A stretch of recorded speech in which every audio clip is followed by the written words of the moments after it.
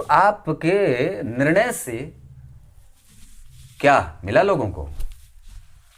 सर्वोच्च न्यायालय के लिए बोल रहा हूं कि आप लोग निर्णय देने से पहले भविष्य को तो एक बार देख लीजिए। आपके पास कम से कम उतनी शक्ति होनी चाहिए कि आपके निर्णय भविष्य के लिए कितने श्रेष्ठ साबित होंगे।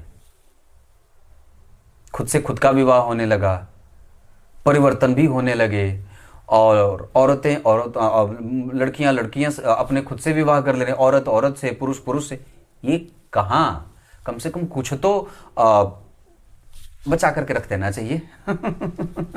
पता चला कहां चले गए जज साहब, क्या दे दिया और किसका दबाव था जो आपके ऊपर ये निर्णय सुना दिया?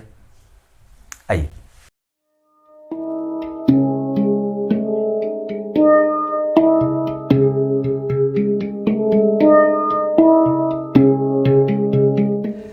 प्रिय दर्शकों, नमस्कार। एक बार फिर से उपस्थित हूं आप सबके सामने शुक्रवार के कार्यक्रम में विश्लेषण जन्म कुंडली का। इस कार्यक्रम के अंतर्गत आज जिनकी कुंडली लेकर के आया हूं, इनका नाम कृष्णा है और ये है मुंबई से। शुरू करते हैं आज का कार्यक्रम। कहीं नहीं जाना है, बिल्कुल बन के रहिएगा। ये वो कार्यक्रम है जो 2 हिस्सों में जाता है। ये पहला कार्यक्रम है जो आपको सुबह में मिल रहा है। शाम को इसी कार्यक्रम का दूसरा हिस्सा लग्न, नवांश और दशमांश के साथ बनेगा। ये फिलहाल लग्न कुंडली है। आइए, मैं सबसे पहले आपको, जैसे कि आप लोग मुझे जानते हैं कि जो भी मैं कुंडलियाँ देखता हूँ उसमें पंचांग को बहुत महत्व देता हूँ और पंचांग के आधार पर सबसे पहले उनका विश्लेषण करता हूँ। किसी भी जातक का जन्म कैसा है और वो किस संवत्सर में हुआ है, उसका प्रभाव। इनका जन्म 1994 में हुआ है, अक्टूबर में, 23 अक्टूबर को। सर्वजित संवत्सर में इनका जन्म होगा, जिसके कारण व्यक्ति विजेता और थोड़ा दुखी होता है। यहाँ पे व्यक्ति चिरंजीवी और दूसरों के दुख से दुखी होने वाला भी होता है। आश्विन माह, दक्षिणायन, यहाँ समझदार और गुणी और दक्षिणायन होने के कारण कई बार व्यक्ति के अंदर आत्मबल की कमजोरी और धन कमाने के लिए दूर जाने की स्थिति बनती है। शरद ऋतु, अपने लिए आलसी, कृष्ण पक्ष के शनिवार, द्वितीया तिथि। कृष्ण पक्ष में जन्मे होने से संतान उत्पत्ति की समस्या नहीं होती, पर व्यक्ति कई बार खूंखार बोलता है। और तृतीया तिथि के चंद्रमा शुभग्रह होते हैं, इस वजह से व्यक्ति को धन दिक्कत से नहीं आएगी। यहाँ पे व्यक्ति का संतुलन बना रहेगा, उसका स्वास्थ्य ठीक रहेगा, उसकी चिंताएं बिल्कुल ही बेवजह की नहीं होंगी, जायज़ होंगी और समाज का वो प्रतिष्ठित व्यक्ति होता है, सुसंपन्न होता है। शनिवार के जन्मे होने से अपने ही साथ उसकी लड़ाई होती है, कोई भी वर्ग उसका दुश्मन नहीं होता, सबको साथ लेकर के चलने की प्रवृत्ति होती है और थोड़ा दुखी होता है।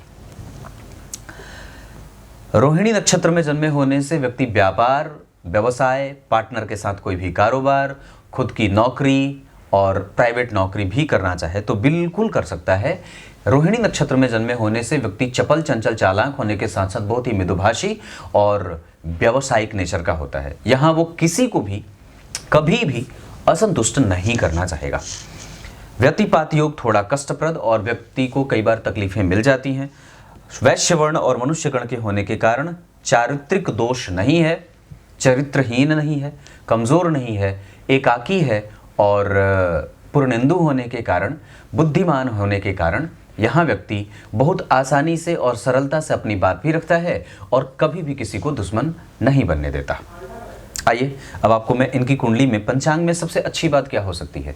पंचांग में सबसे अच्छी बात कि इनकी कुंडली में इनका जन्म कृष्ण पक्ष के तृतीया तिथि के चंद्रमा को लेकर के हुआ है। वैश्य वर्ण और मनुष्य गण के होने के कारण व्यक्ति झगड़ालू प्रवृत्ति का नहीं है। रोहिणी नक्षत्र में जन्मे होने से व्यक्ति धनवान और सुखी बना रहेगा और चरित्र इसका कमजोर नहीं होगा। वसंत ऋतु में जन्मे होने से व्यक्ति प्रेम और सौहार्द से युक्त जीवन जीता है और साथ ही साथ शनिवार के जन्मे होने से व्यक्ति के अंदर भोग और लिप्सा से ज़्यादा मोक्ष की गति प्राप्त होने के पीछे इसका दिमाग ज़्यादा जाता है।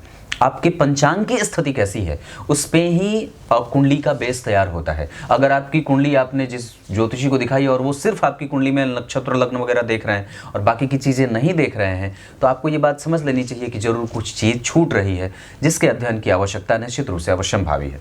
आइए, मैं आपको इनकी कुंडली में अब 5 सबसे अच्छी बात बता देता हूँ। 5 सबसे अच्छी बात जो जातक को हमेशा ही फायदे में रखेगी और हमेशा ही जातक के लिए, आपको भी अपनी कुंडली में चेक कर लेना चाहिए। मैं जो बता रहा हूँ, शायद आपकी कुंडली में अगर वो चीज़ घटित हो जाएगी तो निश्चित रूप से कुछ अच्छी चीज़ें आपको प्राप्त हो जाएंगी और वो जीवन में मिल ही जाती हैं। एक बात हमेशा याद रखिएगा, आपके दिन की शुरुआत हमेशा ही दैव प्रतिमाओं के दर्शन से होना चाहिए, माता पिता के आशीर्वाद से होना चाहिए। और हमेशा इस बात को ख्याल रखने की आवश्यकता है कि आपके जीवन में जो आप कर्म कर रहे हैं उसमें धर्म कहाँ है। आपके जीवन में जो आप कर्म कर रहे हैं उसमें धर्म कहाँ है और उसमें उसकी एग्जिस्टेंस कितनी है, बहुत ज़्यादा या बहुत कम। आप धर्मशास्त्रों में, आप पुराणों में, आप उपनिषदों में, आप स्मृतियों में, आप ग्रंथों में, आप कल्याण पत्रिका में कितने जुड़े हो। और इन सब गीता प्रेस के जितने भी ग्रंथ हैं, आपको कम से कम कोशिश करिए कि गीता प्रेस की जो गीता जी होती हैं उसको कम 50 खरीद लिया, एक बार में 50 पुस्तक खरीद ली और उसको लोगों में बांट दिया अपने जन्मदिन पे। या फिर लघु सिद्धांत कौमुदी जो पुस्तिका आती है, बहुत ही प्रारंभिक व्याकरण की पुस्तक है, अगर वो आप खरीद करके आप ग्रंथ, वो बहुत छोटी, बहुत अभूतपूर्व पुस्तिका, उसका दान कर दिया, दुर्गा सप्तशती ब्राह्मणों को दे दिया, ऐसा काम करना चाहिए। कितने बहुत सस्ती पुस्तकें आती हैं। अपने आप को आप लोग गीता जी का जो कल्याण पत्रिका, अब जनवरी से उसकी बुकिंग शुरू होगी, आप लोगों के पास अगर नंबर नहीं है तो बोलिएगा, मैं आप लोगों को उसका नंबर प्रोवाइड करवा सकता हूं। लेकिन आप लोग पता करिए कि कल्याण पत्रिका कैसे अपने घर तक मंगाई जाए, बहुत आवश्यक है। उसका जो विशेषांक होता है, और प्रत्येक महीने 10 रुपये की तो पुस्तिका आती है, मात्र 10 से 12 रुपये में आपको प्रत्येक महीने वो मिल जाती है। स्पीड पोस्ट से भी मंगाना चाहें वो भी मिल जाएगा। आप उसे अपने घर पे साधारण डाक से मंगाना चाहते हैं, मुश्किल से 300 रुपये का खर्चा है एक वर्ष का। एक वर्ष में मात्र 300 रुपये लेते हैं कल्याण पत्रिका के जो है वो, और वो आपको आपके घर तक स्पीड पोस्ट के साथ पहुँचाते हैं बिल्कुल नियत तिथि पे। और उसमें जो इतनी सारी चीज़ें, ज्ञान की बातें लिखी गई हैं, वो निश्चित रूप से कहीं पे भी नहीं मिलने वाली हैं। लोगों के अनुभव, जो भगवान का साक्षात्कार या अनुभव उन्होंने अपने जीवन में महसूस किया है, वो सब उसके मिलते हैं। तो आप लोगों को मैं ये बात कहता हूँ, अपने घर तक कैसे कल्याण पत्रिका को वापस मंगाया जाए। आपके दादा परदादा ने लिए थे पर आपने बंद कर दिया है, उसको फिर से चालू करिए और निश्चित रूप से उसके रेगुलर पाठक बनिए, नियमित पाठक बनिए। आइए, ये मैं आपसे आशा रखता हूँ कि वापस आप लोग सनातन धर्म में जो एक मजबूती से, जिसने कील ठोकने का काम किया था गीता प्रेस ने, इसकी मजबूती में, उसको वापस आप लोग फिर से जीवंत करेंगे। कल्याण पत्रिका के बहुत सारे लोगों से मेरी चर्चा होती है, बात होती है, अभी कुछ दिन पहले भी हुई थी। उन्होंने बात कही थी कि आप ज़रूर अपने चैनल के माध्यम से ये बात लोगों तक पहुँचाएँ। सिर्फ मेरा ये, मैंने उनके कहने पे ऐसा नहीं कहा है, पर मुझे भी लगता था कि मुझे ज़रूर बात ये कहनी चाहिए, पर कई बार भूल जाता था। आइए, 5 सबसे अच्छी बातें इनकी कुंडली में क्या हो सकती हैं, जरा ढूंढ के देखिए। जो मैं ढूंढ रहा हूँ वो आप ढूंढ रहे हैं क्या? मैंने इनकी कुंडली में सबसे पहले उच्च के चंद्रमा को देख लिया, और वो भी रोहिणी नक्षत्र में 10 डिग्री के, बहुत अच्छे लाभ भाव के चंद्रमा, लग्न के चंद्रमा, धन के चंद्रमा, तृतीय के चंद्रमा, चतुर्थ के, पंचम के और एकादश के चंद्रमा बड़े अच्छे होते हैं। तो यहाँ पे ये सूत्र और चंद्रमा इनकी कुंडली में बहुत अच्छा होगा। और यहाँ पे आप जब देखेंगे तो चंद्रमा से 3 घर आगे मंगल बैठे हैं, जो जातक को पराक्रमी और हमेशा ही यश कीर्ति के पीछे भागने वाला, क्योंकि वहाँ से अगर आप देखेंगे तो मंगल जो यहाँ के अधिपति हैं वो कर्क लग्न की कुंडली में सर्वाधिक योग कारक होते हैं, केंद्र और त्रिकोण के अधिपति होकर के। नीच के भी होंगे तो थोड़ी बहुत स्वास्थ्य की समस्याएं दे सकते हैं, अन्यथा तो ये व्यक्ति को आगे लेके जाएंगे। मैंने बात कही थी, कर्क लग्न की कुंडली में और कन्या लग्न की कुंडली में शुक्र लग्न में बैठ करके भी खराब नहीं होते। क्लियर है? सम संख्या की राशि का लग्न में बनना थोड़ा कमजोर होता है। दूसरी स्थिति जो इस कुंडली में बहुत अच्छी हो सकती है वो है केंद्र में गुरु का होना, पर तुला राशि के होने से कई बार व्यक्ति को खुद की नौकरी से ज़्यादा व्यवसाय परक बना देते हैं। इस कुंडली में लग्न के अधिपति का उच्च का होना और उस पर किसी भी पापग्रह का कोई प्रभाव नहीं है, मतलब लग्नेश के ऊपर या लग्न के ऊपर किसी पापग्रह का प्रभाव नहीं होना जातक को बहुत ज़्यादा संतुलित और बहुत ज़्यादा मेहनत न करने के लिए मजबूर नहीं करेगा। बहुत ज़्यादा मेहनत नहीं करनी पड़ती है, आसानी से सब चीज़ें मिल जाती हैं। इतने सारे ग्रह पंचग्रही योग जन्म कुंडली के चतुर्थ भाव में बना। चूंकि यहाँ का अधिपति यहीं बैठा है, इस वजह से इस कुंडली में इस क्षेत्र में जितने भी दोष होंगे क्रमशः वहां पे खत्म हो जाएंगे, क्योंकि इस भाव का अधिपति कम से कम वहां बैठा है। और इतने सारे ग्रहों का प्रभाव जन्म कुंडली के दशम स्थान पे पड़ेगा, तो ये क्षेत्र थोड़ा बहुत कंफ्यूज भी होता है। हालांकि इस भाव का अधिपति लग्न में बैठा कारक और सर्वाधिक ग्रह के रूप में, मजबूत ग्रह के रूप में उपस्थित हो रहा है, और उस पे भी किसी पापक ग्रह का कोई प्रभाव नहीं है। मतलब मंगल को भी किसी पापक ग्रह ने नहीं देखा है। गुरु से मंगल का प्रभाव केंद्र का हो रहा है, और गुरु से चंद्रमा का प्रभाव षडाष्टक का हो रहा है या सकट का बन रहा है। ये थोड़ा व्यक्ति को जिद्दी, हठी, गुस्सैल और अपने मन का करने वाला बना सकता है।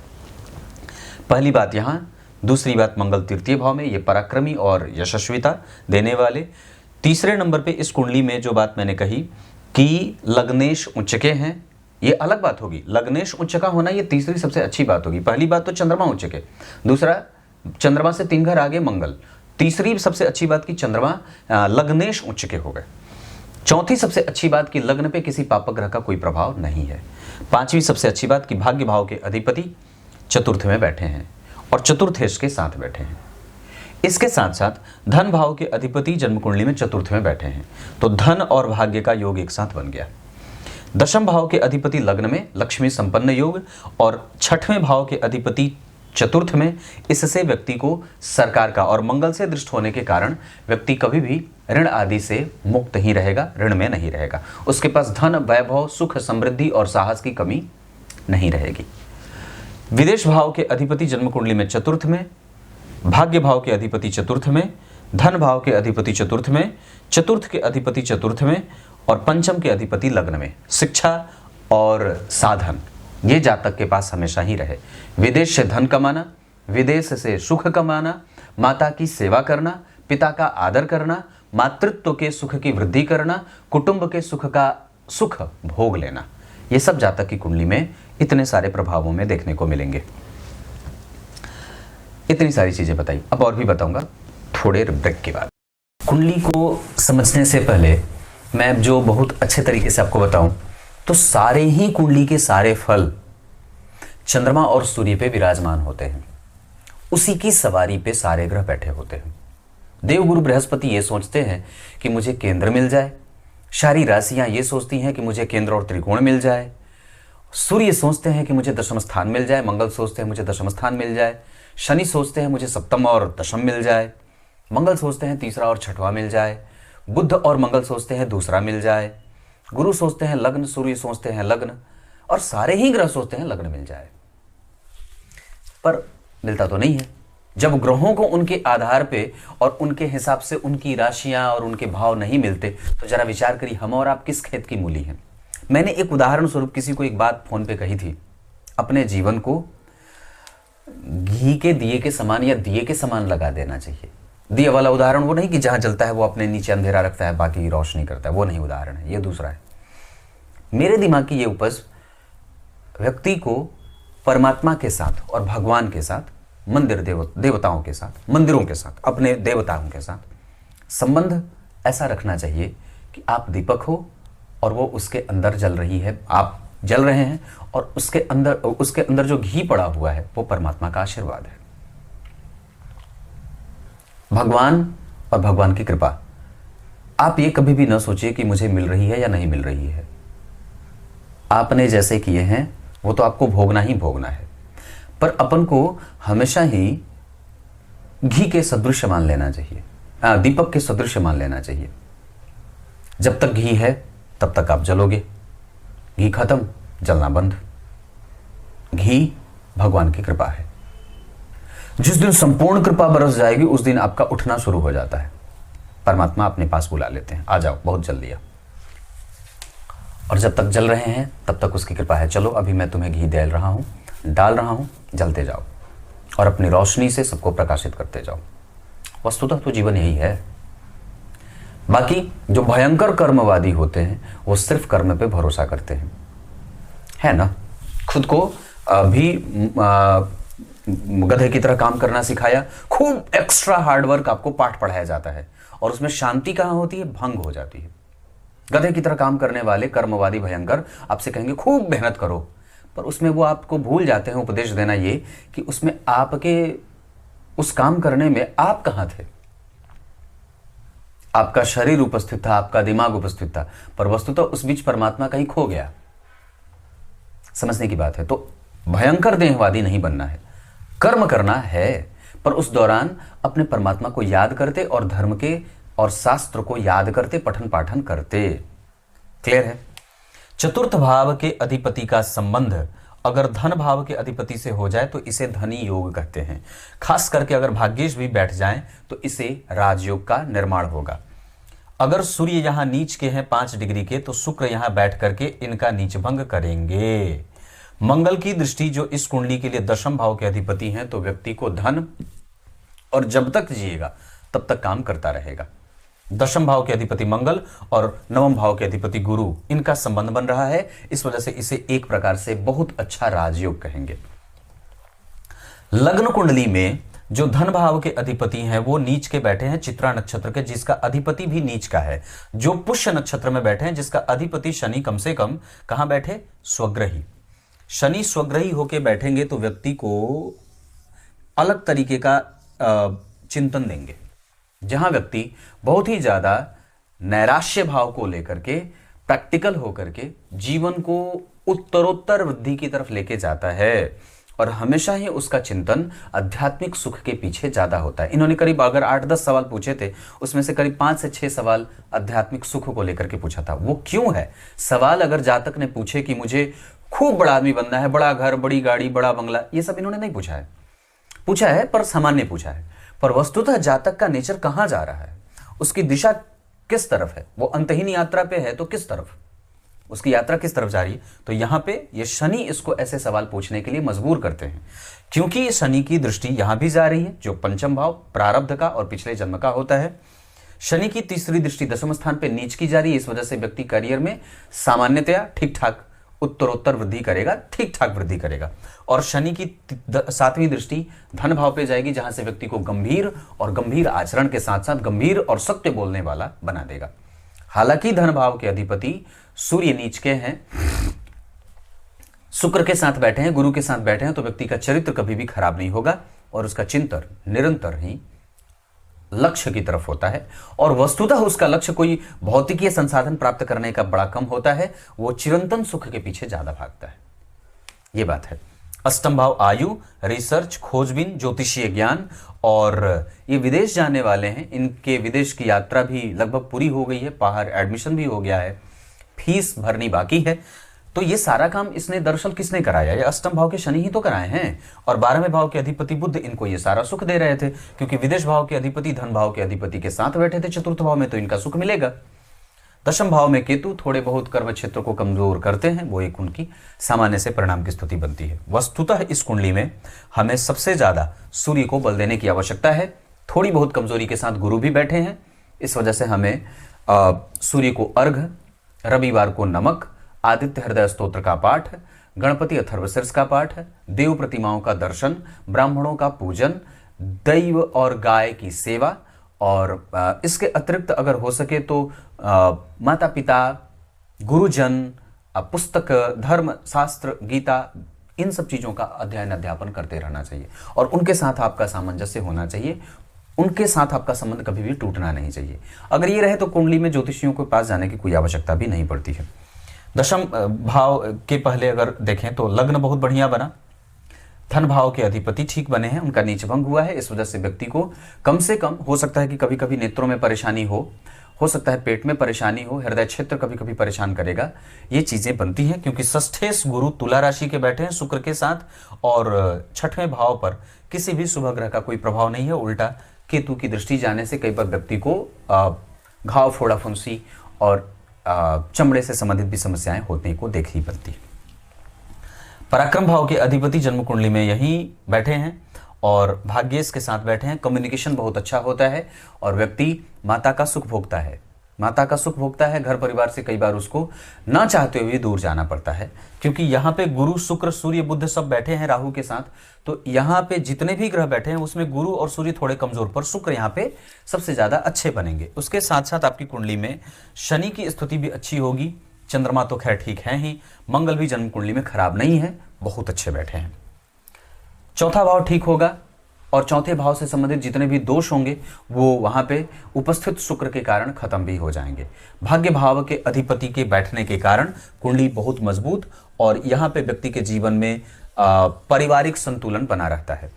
पंचम भाव के अधिपति लग्न में, किसी भी पाप ग्रह का कोई प्रभाव नहीं। पंचम भाव पे शनि की दृष्टि व्यक्ति को मंत्र, धारणा, ध्यान, समाधि और पूर्व जन्म में भी व्यक्ति ताल्लुकदार या फिर जैसे प्रशासनिक सेवाओं में रह करके अपने जीवन की यात्रा पूरी करने वाला होता है। पदस्थ होता है, अधिकारी होता है, अधिकार संपन्न होता है और 100 लोगों का जो है वो प्रतिनिधित्व करने वाला होता है, या फिर उसके वो शासक वर्ग से आता है, ऐसे सीधी बात कर दूं तो पूर्व जन्म में। पंचम भाव के अधिपति लग्न में, बहुत बढ़िया, शिक्षा से संबंध व्यक्ति का हमेशा रहेगा और मंत्र से संबंध व्यक्ति का हमेशा रहेगा। प्रेम जातक के पास मिलता रहे। स्वास्थ्य से संबंधित गड़बड़ी कभी कभी होती रहेगी। अगर हो सके तो बजरंगबली के लिए सरसों तेल का दीपक आपको अवश्य जलाना चाहिए। अपने घर की सफाई खुद से करिए। कुल देवताओं की पूजा आवश्यक रूप से करनी चाहिए। किसी दैव प्रतिमा का दर्शन प्रत्येक दिन अवश्य करना चाहिए। क्लियर है। छठवें भाव के अधिपति गुरु हैं, जन्म कुंडली में चतुर्थ में बैठे हैं, चतुर्थेश के साथ। ये आपको जहां कहीं के भी आप सरकार में जाएं, जहां कहीं किसी भी देश में जाएंगे, उस देश के सरकार से आपको कभी भी नुकसान नहीं होगा और आपका साहस, आपका बल बढ़ाता रहेगा। क्लियर है। क्योंकि इस भाव से 3 घर आगे शनि बैठे हैं, इस भाव से 5 घर आगे केतु अपने परम मित्र के मंगल की राशि में, इस भाव से 7 घर आगे कोई ग्रह नहीं, इस भाव से 9 घर आगे कोई ग्रह नहीं। तो 7 और 9 घर में कोई ग्रह नहीं होने से और द्वितीय भाव पे शनि की दृष्टि पड़ जाने से व्यक्ति का चिंतन कभी भी गड़बड़ और बेकार नहीं होता है। 7वें भाव के अधिपति और अष्टम भाव के अधिपति मंगल इस कुंडली में जहां योग कारक होते हैं, राजयोगों की भूमिका में, राजयोग कारक के रूप में, वहीं पे शनि इस कुंडली के लिए प्रधान मारक ग्रह के रूप में उपस्थित होते हैं। 12वें भाव के अधिपति होते हैं बुध, पर वो इस भाव से स्वतंत्र हो जाएंगे। लेकिन याद रखिएगा कि कर्क लग्न की कुंडली के लिए बुध 12वें और तीसरे भाव के अधिपति होने के बावजूद भी शुभग्रह होने के कारण और जन्म कुंडली में केंद्र में बैठने के कारण कमजोर नहीं होंगे। हाँ, वो जातक से इतनी बात अवश्य कहेंगे कि तुम मेहनत करो, मैं तुम्हारे साथ खड़ा हूं, क्योंकि वो गुरु के साथ बैठा है और तृतीय भाव के अधिपति के साथ अगर भाग्य भाव के अधिपति की युति होगी तो कम से कम जातक को उसकी दशा सामान्यतया निगेटिव नहीं होगी। हाँ, उसको उतना ही देगी जितना वो मेहनत करेगा। इस कुंडली में सूर्य आपको देंगे, इस कुंडली में मंगल आपको देंगे, इस कुंडली में गुरु आपको देंगे, इस कुंडली में शनि आपको देंगे, इस कुंडली में चंद्रमा देंगे ही देंगे। कमजोर थोड़े बहुत गुरु हो सकते हैं, शुक्र हो सकते हैं और थोड़े बहुत कमजोर परिणाम के साथ ये शुक्र ही देखने को मिला। हालांकि वो भी दिग्बल क्षेत्र में बैठे हैं तो वो भी 100% तो नहीं, पर कुछ ना कुछ आपको बहुत ज्यादा बढ़िया दे ही देंगे, क्योंकि इस कुंडली के लिए वो बहुत अच्छे नहीं होते। क्योंकि पापी भाव के अधिपति होते हैं तो व्यक्ति के जीवन में जो थोड़ी बहुत भौतिकवादिता का लक्षण देखने को मिलेगा वो राहु और शुक्र के युति के कारण मिलेगा।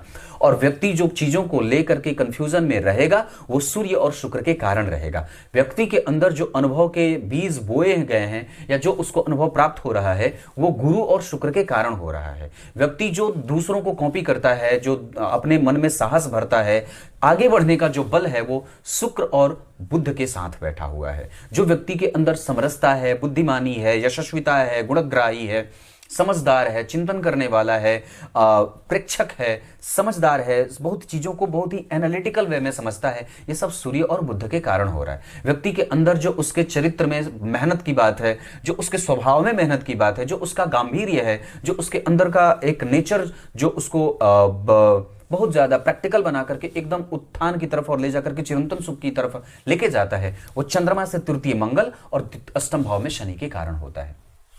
ये सब चीजें जन्म कुंडली में बन रही है और इसके कारण ही व्यक्ति ऐसा बना हुआ है। इस कुंडली में शनि आयु देंगे और व्यक्ति को कभी भी यहां पे मैं जो देख रहा हूं, चूंकि यहां पे गुरु भी हैं तो व्यक्ति को सरकार का लाभ मिलता रहेगा, उसके पास जिम्मेदारी होगी और वो उसको भरपूर अच्छे तरीके से निभाएगा भी। दाम्पत्य में कमजोरी ना हो इस वजह से कुंडली मिला करके अवश्य विवाह करना चाहिए। हालांकि आप तुला राशि, वृषभ राशि और तुला राशि और वृषभ राशि के बाद मीन राशि के लोगों से विवाह कर सकते हैं, मतलब जातिकाओं से। हमारे संविधान में तो कितनी मतलब 2 मिनट की बात है, कह दूं आप कितने पतित होने वाले हो। हमारा संविधान कितना पतित होने वाला है, न्यायालय कितने पतित हो गए हैं। हमारे भारत के सर्वोच्च न्यायालय की बात करता हूं, कितने पतित होंगे आप। और आपके निर्णयों पे आपने विचार नहीं किया, आपने पुरुष को पुरुष से विवाह करने की आजादी दे दी, स्त्री को स्त्री से विवाह करने की आजादी दे दी। आप जा कहां रहे हैं? ये निर्णय आपके भारत को लेके कहां जाएगा? विश्व के कतार में खड़े होने के लिए आपने कानून में संशोधन कर लिए, करा लिए, पर जा कहां रहे हैं? एक तरफ आप स्वप्न देख रहे हैं विश्वगुरु बनने के और कॉपी कर रहे हैं बाहर के देशों से कि उसके न्याय प्रणाली में ये बात है, तो अपने को भी उसमें घुसा दो कि पुरुष पुरुष से विवाह कर ले, स्त्री स्त्री से विवाह कर ले। फिर कल क्या करोगे? पुरुष कुत्ते से विवाह करेगा, कुतिया से विवाह करेगा, घोड़ी से विवाह करेगा, महिलाएं घोड़े से विवाह करेंगी। होता ही है ना, सब चीज तो भरी पड़ी है। तो आपके निर्णय से क्या मिला लोगों को? सर्वोच्च न्यायालय के लिए बोल रहा हूं कि आप लोग निर्णय देने से पहले भविष्य को तो एक बार देख लीजिए। आपके पास कम से कम उतनी शक्ति होनी चाहिए कि आपके निर्णय भविष्य के लिए कितने श्रेष्ठ साबित होंगे। खुद से खुद का विवाह होने लगा, परिवर्तन भी होने लगे, और लड़कियां अपने खुद से विवाह कर ले रहे, औरत से, पुरुष पुरुष से। ये कहां? कम से कम कुछ तो बचा करके रख देना चाहिए। पता चला कहां चले गए जज साहब, क्या दे दिया और किसका दबाव था जो आपके ऊपर ये निर्णय सुना दिया। आइए, तो ये चीजें इतनी सारी हैं। नवम भाव के अधिपति गुरु जन्म कुंडली में यहां बैठे और उस पर केतु का प्रभाव, इस वजह से व्यक्ति के जीवन में धर्म, अध्यात्म, चिरंतन सुख, आध्यात्मिक पक्ष मजबूत, और निश्चित रूप से व्यक्ति किसी भी कंपटीशन में शनि और केतु की दशा में नहीं रहेगा, वो मुक्त हो जाएगा। चाओ बोल दिया। दशम भाव के अधिपति मंगल लग्न में बैठे हैं, कर्म उसके जेहन में है, किसी के ऊपर आश्रित नहीं रहे, हमेशा अपने काम पे फोकस करता रहे, बुद्धिमानी से निर्णय लेता रहे, साहस थोड़ा कम हो, आलस्य थोड़ा ज्यादा हो, इस वजह से उसे ठीक करना होगा। एकादशवें भाव की स्थिति बहुत अच्छी बनी है, बहुत अच्छी बनी है। यहां व्यक्ति रिकॉग्निशन उसे मिलेगी, वो प्राप्त भी करेगा और वो अपने आप को बहुत अच्छे तरीके से रिप्रेजेंट भी करेगा। ये बात भी इनकी कुंडली में दिख रही है। बुध और सूर्य में से यहां मैंने एक सिद्धांत बताया था कि 12वें भाव के अधिपति जब दो भावों के अधिपति होते हो, जैसे 12वें भाव के अधिपति बुध, पर उनके जिम्मे यहां के भी भाव की स्थिति बन रही है, तो बुध अब यहां का परिणाम ना दे करके यहां का परिणाम देंगे। लेकिन सूर्य चूंकि एक ही भाव के अधिपति होते हैं, उनके अधिकार क्षेत्र में एक ही राशि आती है, इस वजह से वो यहां का भी फल करेंगे और यहां का भी फल करेंगे। क्योंकि ग्रह कैसे फल करता है? जहां का अधिपति है और जहां बैठा है। पर बुध यहां का फल ना करके सिर्फ यहां का और यहां का फल करेंगे। क्लियर है? चंद्रमा बहुत अच्छी बात होगी, पर स्वास्थ्य कभी कभी कमजोर हो सकता है, पुत्र का और आपका, पिता का भी। मंगल यहां के लिए सामान्य, यहां के लिए बहुत अच्छे और यहां के लिए रोगदायक। लेकिन एक बात है कि वहां शनि बैठे हैं तो व्यक्ति मरेगा नहीं, अकाल मृत्यु का योग नहीं है। गुरु की दृष्टि यहां ठीक होगी और व्यक्ति को सुख देगी। गुरु की दृष्टि यहां के लिए बहुत अच्छी, गुरु की दृष्टि यहां के लिए विदेश गमन, बाहर से व्यापार करना और कम से कम अपने छोटे भाई बहनों के साथ संबंधों को ठीक रखने वाला हो जाता है।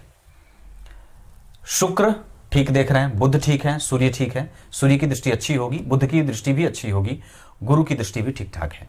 शनि की दृष्टि यहां के लिए सामान्यतया, यहां के लिए बहुत अच्छी नहीं, यहां के लिए भी बहुत अच्छी नहीं। इस कुंडली के लिए शनि की दृष्टि कहीं भी अच्छी नहीं जा रही है, पर वो जहां बैठे हैं वहां का सुख देते रहेंगे। रिसर्च, खोजबीन, न्याय पालक, सुख और आध्यात्मिक चिंतन, साथ ही साथ व्यक्ति का रिसर्च और बहुत ज्यादा डीप थॉट एनालिसिस, ये बहुत अच्छा होता है। नक्षत्र के बारे में अगर चर्चा करूं तो सूर्य आपकी कुंडली में जिस स्थिति में बैठे हैं उसके आधार पर उनके पास बल है, साहस है, पर मंगल के कमजोर होने के कारण सूर्य का नक्षत्र प्रभाव कमजोर होगा। चंद्रमा बहुत अच्छे बैठे हैं, उनके ऊपर कोई गड़बड़ी नहीं है। मंगल जिस स्थिति में बैठे हैं उसके आधार पर उनके पास भी बल है, पर नक्षत्र के प्रभाव से युक्त होने के कारण उनके पास साहस, धैर्य और चीजों को समझने की अद्भुत क्षमता होगी और व्यक्ति कभी भी किसी से हारता नहीं है, सबको जोड़ करके एक साथ लेकर के चलने वाला होता है, सुखी होता है। और इस कुंडली में अभी राहु की दशा 2029 तक, इस वजह से लाजवर्त, और आगे आने वाली गुरु की दशा भी व्यक्ति के व्यापारिक सोच के लिए बहुत अच्छी होगी, शनि के लिए भी और गुरु के लिए भी। ये दोनों ही दशाएं जातक के जीवन को सपोर्टिव या सपोर्ट करने वाली होंगी। बुध क्रिएटिविटी देंगे, गुरु कम्युनिकेशन और व्यक्ति को संचार और होता है ना विस्तार देने वाले होंगे, उसके मेंटल लेवल से ज्यादा शारीरिक और सांसारिक लेवल पे भी। शुक्र संपूर्ण सुख देंगे जो उसको चाहिए होता है। शनि आपको दिमाग शांत रखने की प्रवृत्ति देंगे और यह बहुत अच्छी बात है। पर राहु की दशा कई बार दिमाग को परेशान करती है क्योंकि अष्टम भाव पे राहु देख रहे हैं, हालांकि वो उनकी खुद की राशि होगी, राहु कुंभ राशि को अपनी राशि मानते हैं, तो इससे उनका सुख उनको मिलता रहेगा। शनि ठीक है, राहु शनि ठीक है। मंगल का प्रभाव नवमांश कुंडली में तो और भी बढ़िया हो रहा है, सूर्य भी ठीक हो रहे हैं। आपकी कुंडली में सरकारी नौकरी के भी योग बड़े अच्छे बन रहे हैं। 3-4 तरीके मैंने देखे हैं, जैसे चतुर्थ भाव के अधिपति का छठवें भाव से संबंध, छठवें का अधिपति गुरु का शनि को देखना, शनि का दशम स्थान को देखना, बुध के साथ जन्म कुंडली में सूर्य का बैठना, यहाँ पे ये जो स्थिति बन रही है, उच्च के चंद्रमा का बैठना, व्यक्ति को कई तरीके से राजनीति के क्षेत्र से विश्व प्रसिद्ध होने के योग, कई प्रकार के योग लगा रहे हैं और ये कई प्रकार के राजयोगों का निर्माण भी कर रहे हैं। ये आपकी कुंडली है, बाकी की चीजें मैं शाम में बताऊंगा। कुछ इसी तरीके से आज के कार्यक्रम का समापन करते हैं, तब तक के लिए इजाजत दीजिए।